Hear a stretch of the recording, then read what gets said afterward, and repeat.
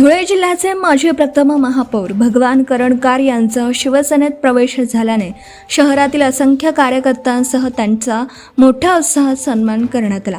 कारण असे की या जाहीर प्रवेशामुळे शिवसेनेचे मुख्य नेते, महाराष्ट्राचे उपमुख्यमंत्री व माजी मुख्यमंत्री एकनाथराव शिंदे यांच्या उपस्थितीत मुंबईतील मलबार हिल येथील नंदवंदन बंगला येथे हा सोहळा पार पडला।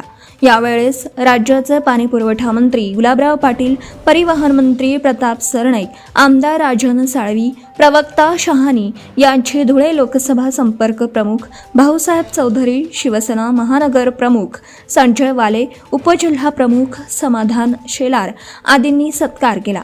तसेच तळवण तेली समाज धुळे जिल्हा यांच्या वतीने बटू चौधरी, महादू चौधरी, आनंद कारण काळ व भिका चौधरी व रवींद्र चौधरी यांच्यासह नंदुरबार येथील किशोर आदींनीही सत्कार केला। यामुळे येणाऱ्या निवडणुकीत शिंदे गटाचे वर्तुळ वाढताना दिसत आहे।